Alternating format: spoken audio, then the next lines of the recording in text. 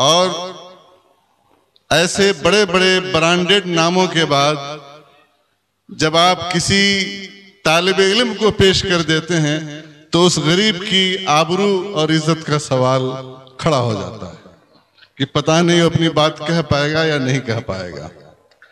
बुजुर्गों, मदरसा के नाजिम हजरत मौलाना जुबैर अहमद साहब कासमी दामत बरकातुहुमुल आलिया आपकी जानकारी और वाकफियत के लिए अर्ज कर दूं कि मेरे उस्ताद गिरामी हैं। उम्महाते कुतुब मैंने उनसे पढ़ी हैं और अभी जब मैं यहां हाजिर हुआ हूं तो एक प्यार भरे चपत और दस्ते शफकत से नवाजा गया। मैं समझता हूं कि सिरहा से लेकर के कनवा तक का सफर जो फायदा मुझे हासिल करना चाहिए था वो मैंने कर लिया है। अब मेरे चंद मिनट की गुफ्तगू आपके लिए मुफीद होगी या नहीं होगी ये आप पर मौकूफ है। मैं देख रहा हूं कि यहां तलबा, उलमा और मशाइख का बड़ा हुजूम है और ऐसे हुजूम में बातें करना थोड़ा सा कारेदारत मुझ जैसे मुब्तदी तालिब इल्म के लिए मुश्किल काम ही है। फिर भी अपने असातिज़ा और अपने बुजुर्गों का पढ़ाया हुआ सबक हत्तल मकदूर आपके सामने दोहराने की कोशिश करता हूं। बुजुर्गों, एक बार उसूल पढ़ाते हुए हमारे हजरत मौलाना जुबैर अहमद साहब कासमी दामत बरकातुहुम ने ही एक बड़ी बारीक बात फरमाई थी और वो ये कि हमारे यहाँ जो नुसूस हैं वो अहकाम के इस्तेदलाल के लिए उसके कई मदारिज हैं और अहकाम के मदारिज को मुतअय्यन करने में नुसूस की उस हैसियत से बड़ी मदद मिलती है। नुसूस कतियुस सुबूत, कतियुद दलालत, ज़न्नियुस सुबूत, ज़न्नियुद दलालत, ज़न्नियुस सुबूत, कतियुद दलालत, कतियुस सुबूत, ज़न्नियुद दलालत। माफ कीजिए कुछ रह गया हो तो। ये आयत जो मैंने पढ़ी है, वातसिमू बिहब्लिल्लाहि जमीअन वला तफर्रकू, उलमाए उसूल, मुहद्दिसीन, मुफस्सिरीन, फुक़हा, इन तमाम की नजर में जाहिर बात है कि ये कुरान मुक़द्दस की आयत है तो इसके कतई सबूत होने में तो कोई शुबा नहीं हो सकता और इस पर कलाम भी नहीं किया जा सकता। बुजुर्गों, तमाम मुफस्सिरीन का इस बात पर इत्तेफाक है कि ये आयत कतईउद दलालत भी है, ये कतईउद सबूत भी है और कतईउद दलालत भी है। यानी कहीं से किसी तरह की तावील, तखसीस, इजमाल, इबहाम, नस वगैरह वगैरह किसी भी बात का एंच पेंच का इम्कान नहीं है। जिस तरीके से हम और आप जानते हैं कि नमाज फर्ज है, रोजा फर्ज है, ज़कात फर्ज है, साहब इस्तिताअत पर हज फर्ज है, इसी तरीके से इत्तिहाद व इत्तिफाक जिसका इस आयत के अंदर हुक्म दिया गया है वो फर्ज ऐन है और उम्मत के एक एक फर्द के ऊपर है, क्योंकि आयत कतई सबूत है और कतई दलालत है। बुजुर्गों, इस्लाम के एक एक हुक्म से ये चीज झलकती है। खुद एक लफ्ज जिसे हम ला इलाहा इल्लल्लाह मुहम्मदुर रसूलुल्लाह कहते हैं, दुखूल इस्लाम का दरिया, गेट ऑफ इस्लाम। मुझे आप बताइए कि अगर कोई फर्द कबूल इस्लाम के लिए आता है तो आप उसे कौन सा कलमा कहते हैं कहने के लिए? सारे लोग वही कलमा ला इलाहा इल्लल्लाह पढ़ते हैं। आप मुझे बताइए कि जब दुनिया के अंदर पहली बार जापान के मशरिक से तुलू होता है और मगरबी अमेरिका के अलास्का में जाकर के गुरूब होता है, मशरिक से मगरिब से के बीच में जब अजान की आवाज गूंजती है सुबह से लेकर के शाम तक, तो वो कौन सी आवाज होती है? क्या उस आवाज में रत्ती बराबर का भी कोई फर्क होता है? उस सदा और आहंग में कोई फर्क होता है? कोई फर्क नहीं होता है। बुजुर्गों, आप देखें, नमाज एक अहम तरीन इबादत है जिसको अदा करने का हुक्म दिया गया। ये भी किया जा सकता था कि मुसलमान अपनी सहूलतों के लिहाज से जहां चाहें, जिस जगह चाहें फर्ज नमाज अदा कर लें, लेकिन कहा गया नहीं, अल्लाह तबारक ताला को यह मंजूर नहीं है, शरीयत को यह मंजूर नहीं है। मुसलमानों की इज्तिमाइयत और उसके इत्तेहाद और इत्तेफाक का मुदारा एक बार नहीं, 24 घंटे में कम से कम 5 बार जरूर होना चाहिए, और दुनिया को मुसलमानों के इत्तेहाद और इत्तेफाक, यगानगत और मुआनसत का मुजाहरा देखना चाहिए। बुजुर्गों, आप देखते हैं कि हज बैतुल्लाह के मौके से कितने हादसात होते हैं। दुनिया की बड़ी भीड़ जमा होती है, 30-40 लाख से ऊपर लोगों की आबादी होती है।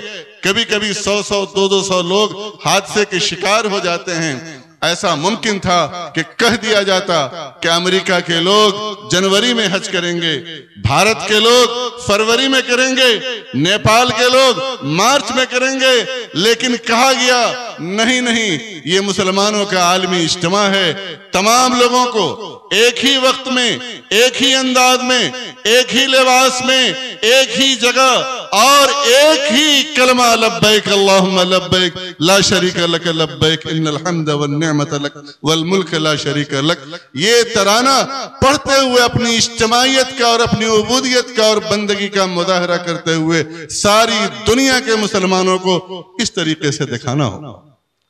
बुजुर्गों और दोस्तों, मेरे एक दोस्त कहा करते थे अपने एक उस्ताद के हवाले कि इत्तेहाद और इत्तेफाक 2 भाई थे मुसलमानों में।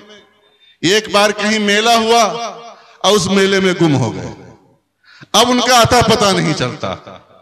आज उम्मत इलाकों और खित्तों में तकसीम हो गई है, जमातों में तकसीम हो गई है, जुबान की बुनियाद पर तकसीम हो रही है, सियासत की बुनियाद पर तकसीम हो रही है, तंजीमों की बुनियाद पर तकसीम हो रही है, और माफ कीजिएगा आजकल तो दीन के और जमात के नाम पर भी तकसीम हो रही है।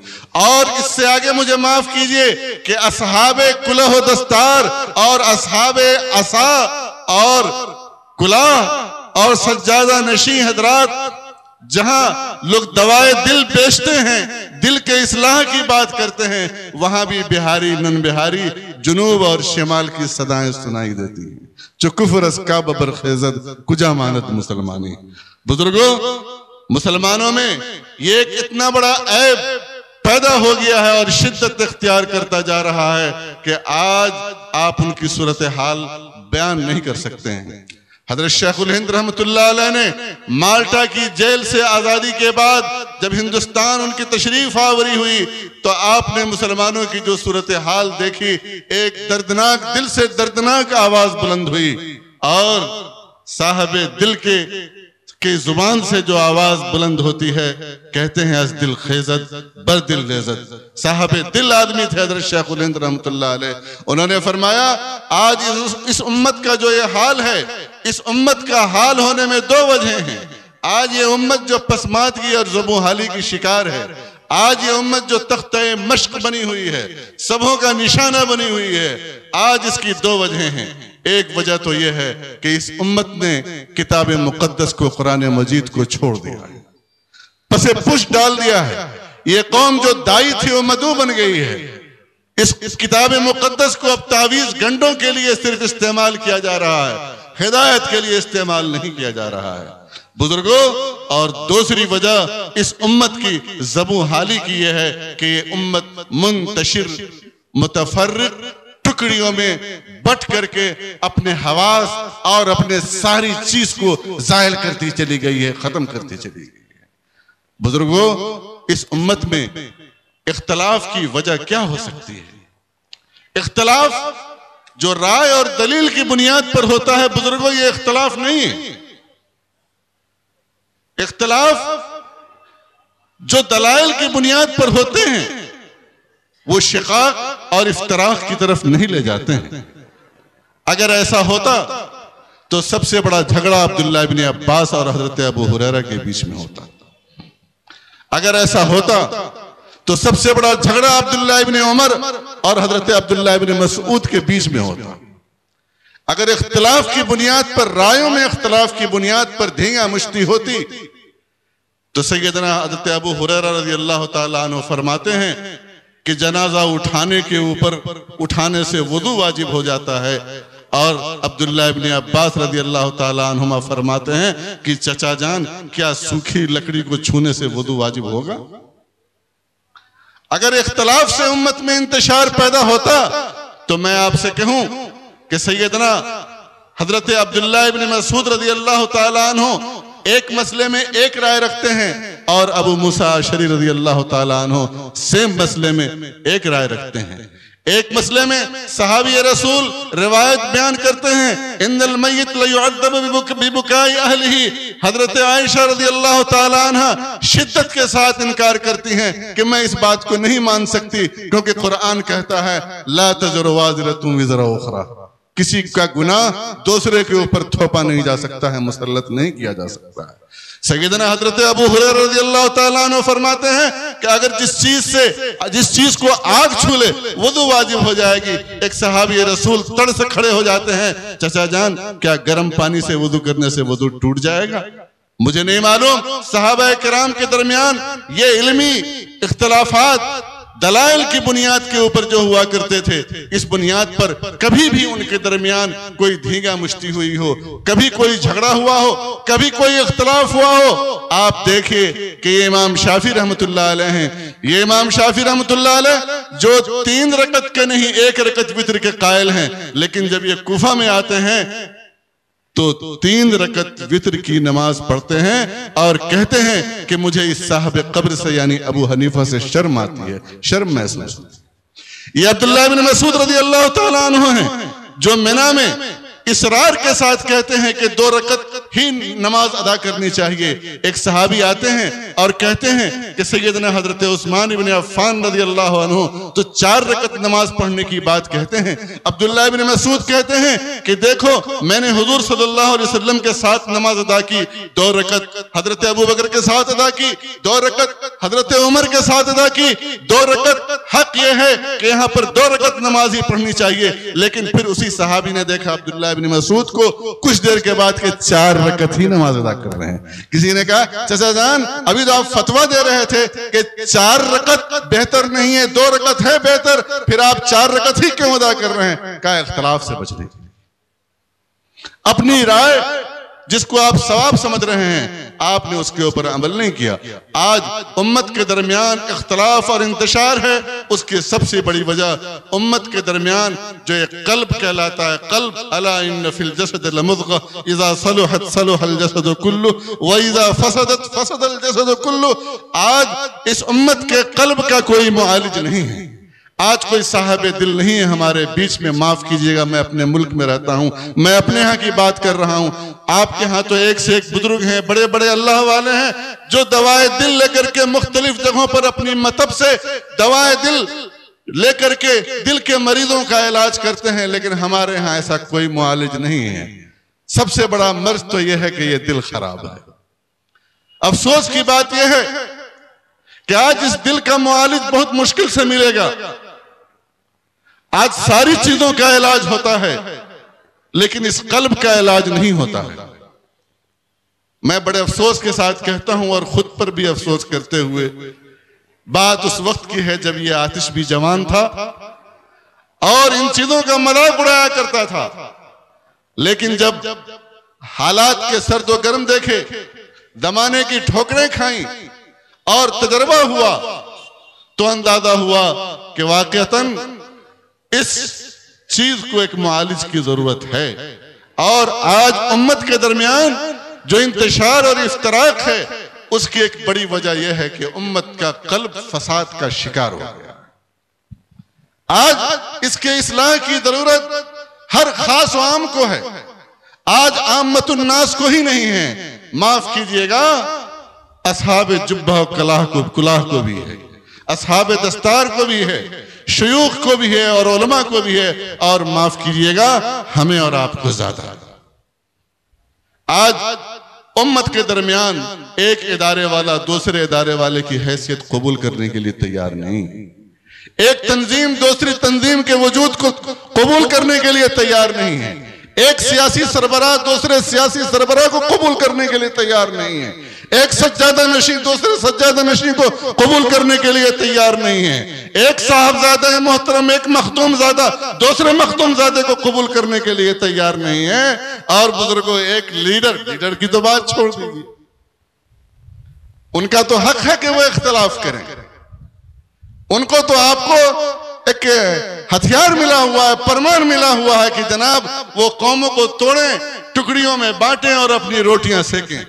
लेकिन अफसोस बुजुर्गों, अफसोस उस वक्त होता है जब ये इख्तिलाफ हमारी सभों में दिखाई देता है, अफसोस उस वक्त होता है जब ये इख्तिलाफ मिंबर और मेहराब से उठता है, अफसोस उस वक्त होता है जब इख्तिलाफ की आवाजें मसाजिद से गूंजती हैं, अफसोस उस वक्त होता है जब मसनद दर्स से काल अल्लाह और काल रसूल कहने वालों की जुबान से सदाए इख्तिलाफ और सदाए इंतशार बुलंद होती।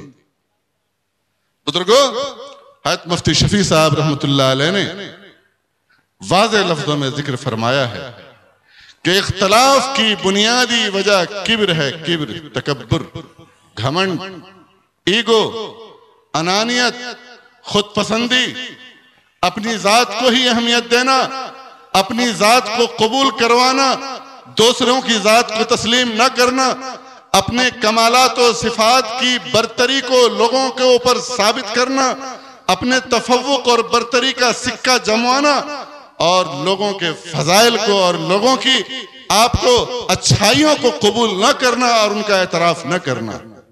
मैं आपसे कह दूं कि अगर आज उम्मत के दरमियान सिर्फ एक बात पैदा हो जाए, एतराफ का जज्बा, एतराफ का, एक शेखुल हदीस साहब हैं, अगर वो दूसरे शेखुल हदीस को भी अपने मुसावी ही दर्जे का शेखुल हदीस तस्लीम कर लें, उलमा का इख्तिलाफ खत्म हो जाएगा।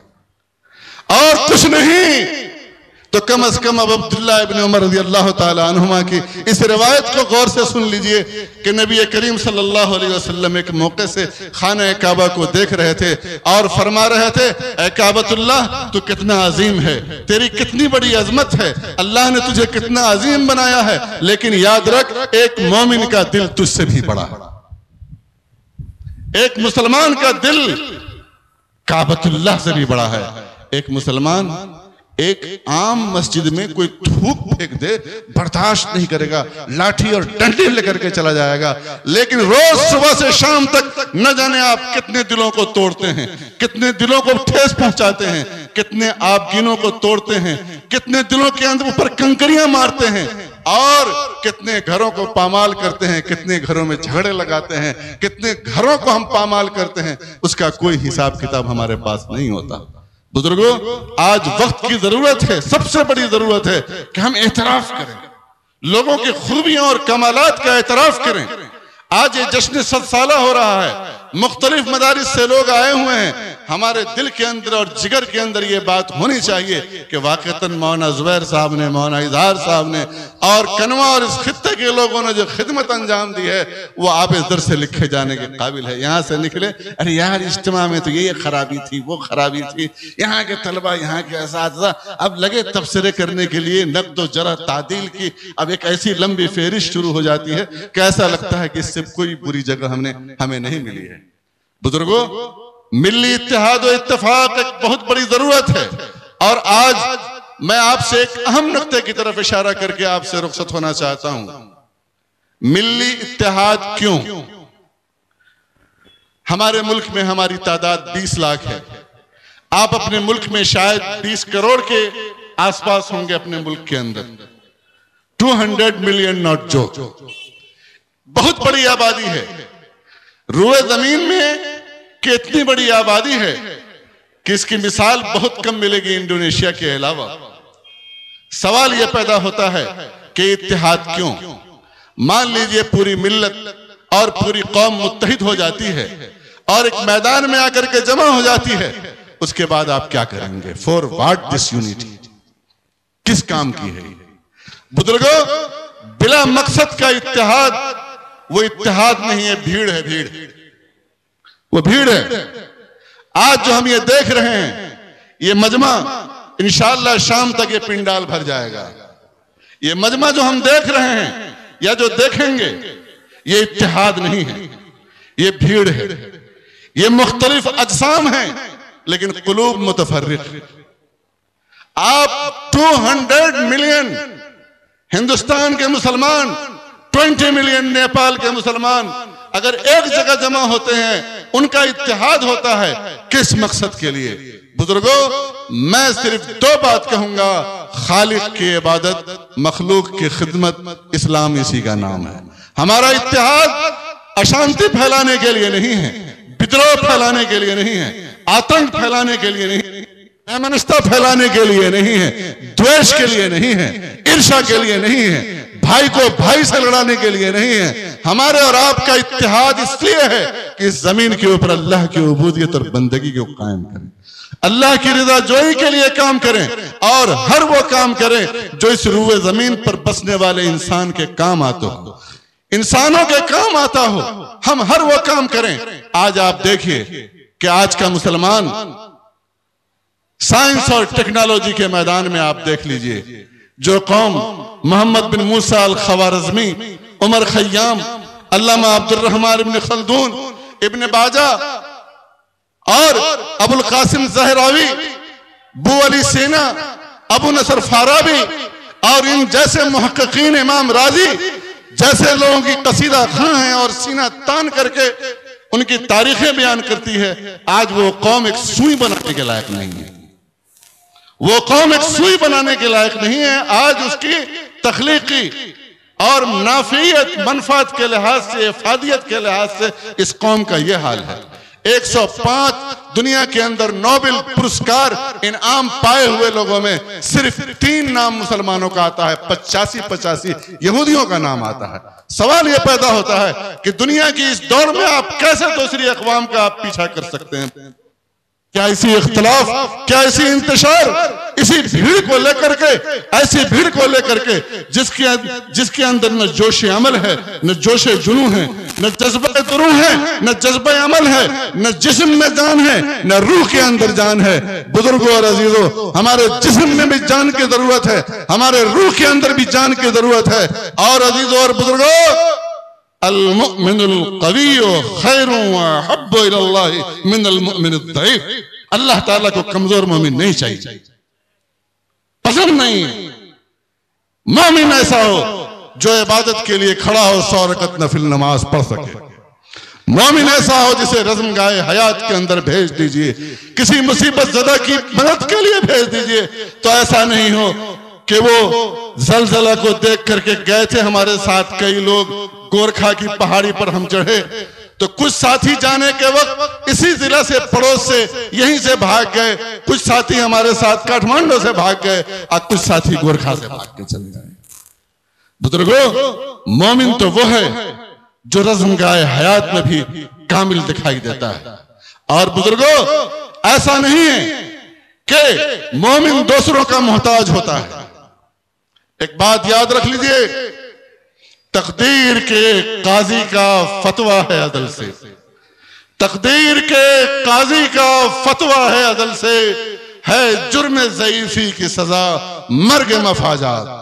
अगर आपका इत्तेहाद और आपकी यूनिटी, आपकी ताकत और आपको पावर दिलाने की तरफ नहीं जाएगी तो कमजोरों की मौत मरना आपका मुकद्दर है और इसे कोई नहीं रोक सकता। अगर मुसलमानों में यूनिटी पैदा करनी है और इत्तेहाद पैदा करनी है, उसे सकारात्मक पॉजिटिव लाइन दीजिए, सकारात्मक दिशा दीजिए। उम्मत के नौजवानों के बीच में, उनके दरमियान में यह हौसला पैदा करने की कोशिश कीजिए कि आओ अबुल कासिम ज़हरावी की तारीख पैदा करो, आओ न्यूटन और आइंस्टाइन की तारीख को धूमिल कर दो, आओ उमर खय्याम की तारीख को जिंदा करो, आओ दुनिया को वो इजादात और इक्तिशाफात दो कि तुम्हारा नाम भी नोबेल पुरस्कार के लिए लिया जाने लगे। आज दुनिया तुम्हें भी सलाम करे, तुम्हारे आगे भी झुके, तुम दुनिया की जरूरत बन जाओ। याद रखिए, जो दुनिया की जरूरत नहीं बनते हैं लोग उन्हें खा जाते हैं। अल्लाह तबारक ताला मुझे, आपको, पूरी उम्मत को मुत्तहिद होने की तौफीक अता फरमाए और ये इत्तेहाद ऐसा इत्तेहाद हो जो उम्मत को एक रुख दे, ताकत का, कुव्वत का, ताकत जावेदानी का, ताकत जिस्मानी का, ताकत रहमानी का।